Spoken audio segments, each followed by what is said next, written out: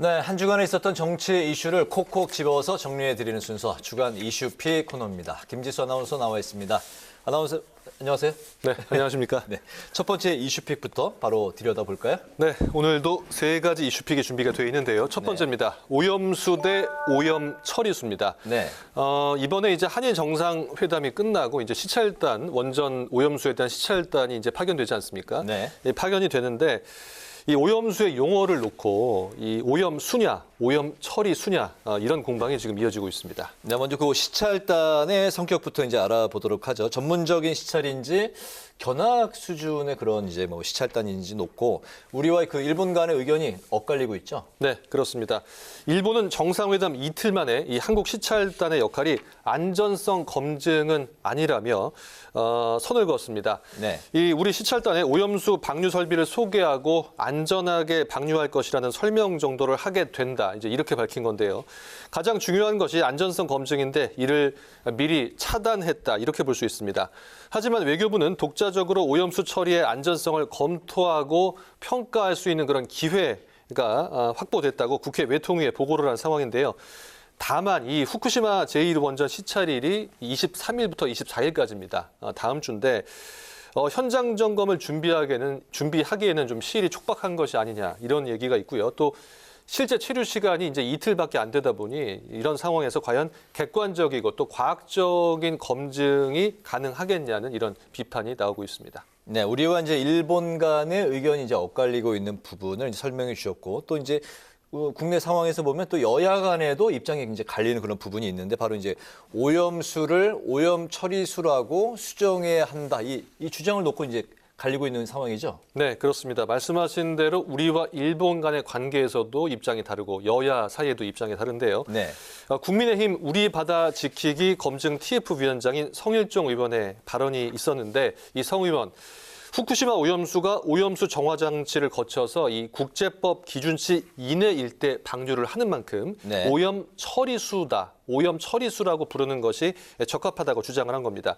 하지만 민주당 즉각 논평을 내고 반박을 했는데 이 처리수라는 용어는 일본의 이익에 부합하는 것이다. 과학적 검증이 이루어지기 전에 용어를 변경하는 것은 불가하다. 이렇게 주장을 하고 있습니다. 네네. 그 일본에서는 그 예전부터 그 오염수를 처리수로 표기해달라 이런 그 요구가 있었다고요. 그렇습니다. 이미 일본 공영방송에서도 처리된 물로 표기하겠다고 밝혔고요. 국제원자력기구 IAEA 총회에서도 우리나라의 오염수 발언을 두고 일본이 공개 반발하기도 했습니다. 그런데 일각에서는 이제 뭐 앞서도 말씀드렸지만 시찰단이 구성되기도 전에 이런 얘기가 오가는 것에 대한 비판이 나오는데요. 이렇다 보니 이 정부 관계자는 어제 오후 국회 정무위원회 전체회의에 출석을 해서 후쿠시마 오염수 용어 변경은 검토하고 있지 않다는 것이 정부의 공식 입장이다. 이렇게 밝혔습니다. 뭐 국민의 건강과 안전이 걸린 만큼 이 국민들의 우려를 불식시키기 위해서 뭐 철저히 검증하고 일본에 요구할 것은 요구해야 된다. 이런 목소리가 지금 높아지고 있는 그런 상황입니다. 그렇군요. 이 용어 사용을 놓고도 이제 그 좀 복잡한 상황인데 국제 사회에서도 이제 그 오염수 용어를 이제 쓸 텐데 영어로 오염수, 처리수 각각 좀 어떻게 쓰나요? 네, 첫 번째 이슈픽 마무리하면서 말씀하신 대로 이 용어를 한번 정리를 해봐야 될 텐데요. 네. 오염이라는 영어 단어가 이제 컨테미네이션이지 않습니까? 그렇죠. 그래서 이 보통 컨테미네이티드 워터 또는 이제 웨이스트 워터 이렇게 쓰는데 우리 정부는 컨테미네이티드 워터를 이제 주로 씁니다. 또 그리고 외국 매체들은 후쿠시마 워터라는 표현을 많이 사용하는데요.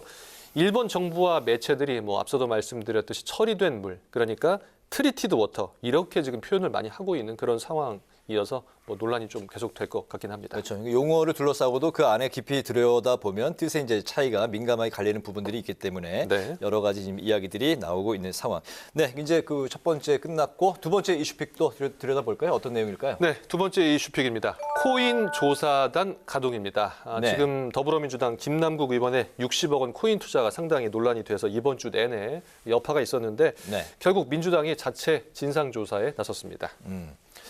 그 김남국 의원의 이제 코인 논란, 그 논란이 되는 포인트부터 간략히 좀 짚어볼까요? 네, 먼저 투자 시점입니다. 좀 시점에 좀 차이가 있었는데 2021년 1월에 재작년이죠. 주식 매각 대금으로 위믹스 코인에 투자를 했다고 이제 김남국 의원이 밝혔는데 네. 이 위믹스 코인이 상장된 것이 바로 2022년 1월입니다. 2021년 1월이라고 했는데 상장은 2022년 1월이기 때문에 1년이라는 시간의 텀이 발생하고요. 네. 또 당초 알려진 약 80만 개보다 훨씬 많은 127만 개의 코인을 보유했다는 의혹도 불거졌고요. 또 계좌에서 인출한 돈이 처음에는 440만 원이라고 주장을 했지만 이 원금 9억 8천만 원을 먼저 회수를 했고 이 남은 코인의 잔액이 9억 1천만 원 가량이라고 나중에 해명을 하면서 논란을 키웠습니다. 또 가상자산의 그 과세 시점을 유예하거나 연장하는 법안을 발의한 점, 또 게임산업법 개정안에 공동 발의자로 참여한 점, 이런 점들을 두고 뭐 이해 충돌 여부도 제기가 되고 있습니다. 네, 이번 그 사태를 지켜보면서 애초에 이제 고위공직자 재산 등록에 가상자산도 포함시켰으면 이번 이런 사태를 막을 수 있지 않았느냐, 이런 시각이 있네요. 그렇습니다. 이 공직자 재산 신고에 가상자산이 빠진 것은 이 관련법의 제정이 늦었기 때문인데요. 네.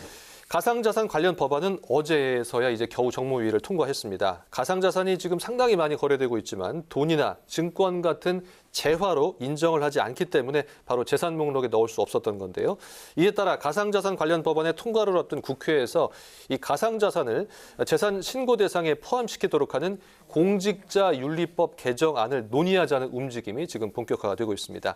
현재 어떤 상황이냐면요. 네. 4급 이상의 공직자 및 공직자 후보자는 부동산과 현금, 또 예금, 증권과 채권, 귀금속, 골동품, 예술품, 회원권, 그리고 주식과 특허권까지 등록을 하게 되어 있지만 가상자산은 여기서 빠져 있습니다. 아, 그렇군요. 그렇다면 이제 해외의 경우가 이제 궁금해지는데 공직자 재산 공개할 때 이제 가상자산이 해외의 경우는 어떻습니까? 네, 다른 이제 해외 사례를 보면 이제 먼저 미국입니다. 미국의 경우를 보면 가상자산은 $1,000 이상 보유하거나 네. $1,000면 한 100만 원 조금 넘겠죠. 그리고 가상자산을 통해서 $200 이상의 소득을 얻은 경우 한 20만 원이 조금 넘는데 이렇게 적은 금액이라도 신고를 하도록 돼 있고요. 네.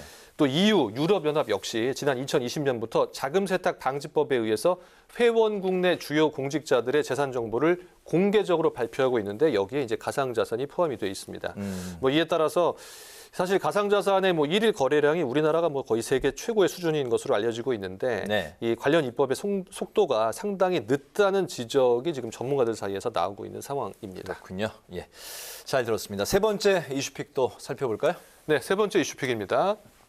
김재원 1년, 태영호 3개월입니다. 네, 징계 수위군요. 그렇습니다. 네. 이번에 국민의힘 윤리위에서 이 징계 수위를 발표했는데 당원권 정지입니다. 김재원 의원 최고가 1년이고 태영호 의원이 3개월의 징계가 나왔습니다. 두 의원은 이제 징계 결과, 징계 수위 이제 차이가 나는데 태영호 의원의 최고위원 사퇴가 결정적이었다. 정치적 해법을 한 거다. 이런 그런 차이가 있는 거죠? 네, 맞습니다. 국민의힘 윤리위원회가 수요일 밤에 이제 4시간의 논의 끝에 이제 결정을 했는데요. 말씀드린 대로 김재원 최고위원에게는 당원권 정지 1년의 중징계죠. 그리고 태영호 의원에게는 당원권 정지 3개월의 이 경징계 처분이 내려졌습니다. 네. 태영호 의원의 경우는 많이 들으셨지만 북한 김일성의 지시로 제주 4.3 사건이 촉발됐다는 발언, 그리고 민주당을 종교 집단 JMS에 빗댄 SNS 글 등이 징계 사유가 됐고요. 또 김재원 최고위원은 5.18 정신의 헌법 수록 반대와 전광훈 목사 우파 통일 등의 발언이 당의 강령을 위반했다, 이렇게 밝혔는데요. 다만 태 의원은 윤리위의 결정이 나기 전에 앞서 말씀해 주셨듯이 미리 사퇴를 하면서 징계 수위가 좀 낮아졌다, 이런 분석이 나오고 있습니다. 네. 이에 따라서 이제 태 의원은 3개월 정지니까 내년 총선에서 이 공천 가능성이 열리게 됐고요. 김 최고위원은 내년 5월까지 당원권이 정지가 되기 때문에 국민의힘 이름으로 총선에 나가는 것은 사실상 좀 어렵지 않겠냐, 이런 분석이 나오고 있습니다. 네, 이제 두 명이 이제 좀 빠지게 되면 최고위원 자리가 이제 두 자리가 비게 되는데 이 자리는 향후 어떻게 좀 채워지게 되나요? 네, 이 징계의 어떤 그런 그 형태를 좀 봐야 되는데요. 네. 김재원 최고위원의 경우에는 사퇴를 하지 않았기 때문에 사고로 처리가 됩니다. 그대로 남아 있는 상황인 건가요? 그렇죠. 그대로 남아 있는 상황이죠. 그러니까 걸위가 아닌 사고로 분류가 되기 때문에 네. 내년 5월까지 국민의힘 최고위원 한 자리는 계속 공석으로 남아 있게 되고요. 또 태영호 의원의 경우에는 자진 사퇴를 하지 않았습니까? 그래서 이제 공석이죠. 걸 위로 이제 분류가 되기 때문에 이 다음 주쯤에 최고위원회에서 최고위원 선관위를 구성하고 후임을 선출하는 그런 절차를 밟게 될 것 같습니다. 김재원 최고는 사고, 네. 그리고 이제 그 태영호 이제 의원 같은 경우는 궐위 그 한 자리만 채워지게 된다. 네. 그 말씀인 거죠. 네. 알겠습니다. 오늘 주간 이슈팩 여기까지 듣겠습니다. 김지수 아나운서 수고했습니다. 네, 고맙습니다.